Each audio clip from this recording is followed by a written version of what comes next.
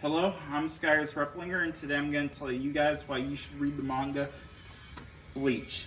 Again, this is why I think you guys should be reading the manga Bleach. Creative team. Bleach was created by the author, artist, and creator Tai Kubo. He initially uploaded Bleach in the early 2000s to Weekly Shonen Jump. Actually, before even that, there was a one-shot test manga which was called Death and Strawberry, which really just was a temporary Bleach before it became popular enough that he got approved for serialization. Here's the very original Bleach opening and first issue on the Weekly Shonen. Bleach's acts and structures. Bleach's structures consist of 3 acts, which starts off with the Agent Shinigami arc and the Soul Society arc. The first act consists of chapter 1 to 182. This act really just introduces the world, characters, and sets up the future conflicts and a lot of foreshadowing and building on how the world works. Act 2, which is the Arankar arc, and it goes from Hueco Mundo, which is the beginning, to the Fake Karakura Town arc. This consists of chapter 183 to 423. There's a lot more fights within this and a lot more emotional depth within the story, and you get to learn a lot more about the characters and a lot more about the reasons they fight. Then, of course, Act 3, which is the Lost Agent arc, and the Thousand Year Blood War arc, which consists of chapter 424 to 686. Now, the last one went into depth of characters and learned more about them. Act 3 really explores all of their identities and what their legacy means, and it really brings a finale to the story, and it really works well with how it sets up a lot of hints and details that the previous stories actually foreshadow. Here we have Act 1 in these left 2 panels, and then we got Hueco Mundo's beginning, and then Battle for Karakura Town right here. Of course, the cover for the Lost Agent arc right here, and the iconic panel from Thousand Year Blood right here. Now, I guess I should probably start getting into the main character, Ichigo Kurosaki. Ichigo's pretty simple. He just wants to really protect his friends and do the right thing no matter what. He opposes any wrong belief in his opinion and fights for what he thinks is right. The character is described as a 15-year-old with a orange hair color, brown eye color, and he's a high school student who also does Soul Reaper work on the sideline. Right here I have something that just kind of shows who the character is by a single line that he has. Speaking to a rival he has within the manga, Ichigo states, "I'm not Superman, so I can't say anything big like I'll protect everyone on Earth.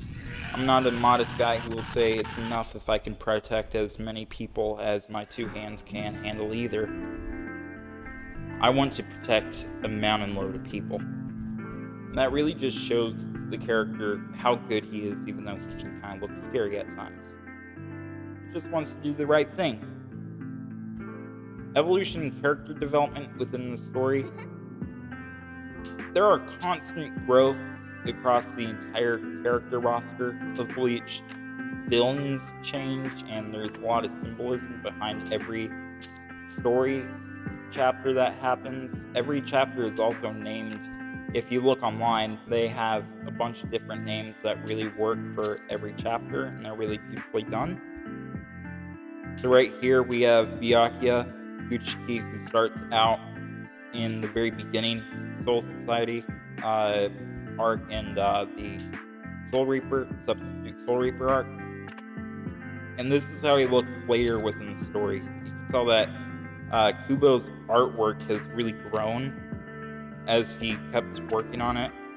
And here's another character who gets featured in the Arankar arc and just has a really good story behind him that I don't want to get into because I don't want to spoil.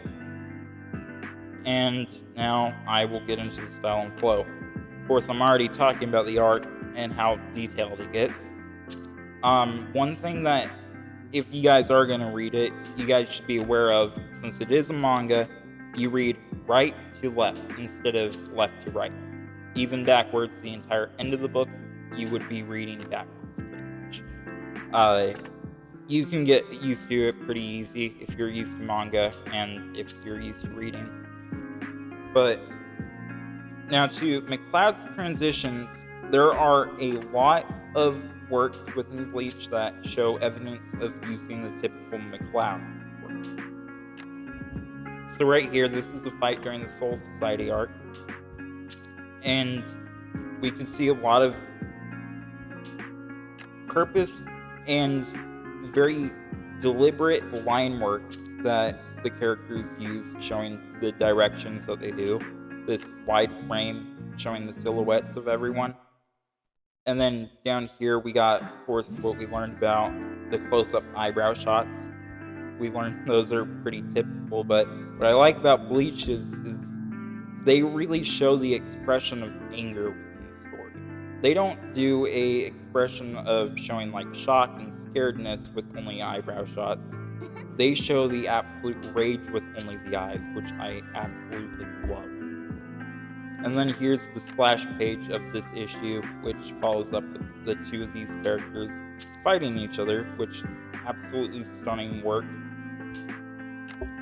And then here's another example of what I find is a really good example of McCloud's work. We got a good flow, which is showing sudden shock. You can see the expression in this character's face. And even though he's shocked by the action that Ichigo does, he's so powerful he's not even reacting. And Ichigo, with his pride and everything, he doesn't want to give up, which I love about that story. So, finally we get to, should you read it? Well, I mean, if you love deep characters, lore, and stylish fights, I think you guys should. It has a lot of beautiful art. You can find websites online to find it, or you could use the Shonen Jump app to read it, but it will only be in black and white when you read it that way. Or you could buy the mangas online off of Amazon. There's a lot of mix of action, emotion, world building, and there are a lot more comedy aspects in the beginning, but it really just goes into that typical manga feel. And then it later just kind of gets rid of it with more serious themes. It's very influential for a manga. For example, here I have a whole list of Bleach characters versus characters who ended up showing up in two different shows, Jujutsu Kaisen and Black Clover. These are later 2000s and showed up, I think, in the 2010s, but it's been heavily talked about how much character designs and framing within the mangas themselves are copied from Bleach. And I think it's honestly kind of cool that Bleach is so loved and popular that people are going to just copy it. Final thoughts. Aesthetic is a standout for Kubo's fashion and background. It really shows how much work he put in the earlier industry when he was originally a fashion designer before he was a manga artist. There are a lot of callbacks and foreshadowing within the story, especially in the beginning. It really, again, sets up everything to later come, and that's what I love the most about Bleach. There is a side story that ends up happening around 12 years after the end of Bleach, which is a manga that needs to be continued by the author, Burn the Witch. This is the style of Kubo, and this is what he's made. There's only a few chapters out right now, but it's in hiatus. And as of right now, there is a talked about continuation, but it has not been confirmed all the way yet, and it's just taking forever. It's been years now since we've got a one-shot for Bleach, but it's a very good read after you finish the story, and I recommend it.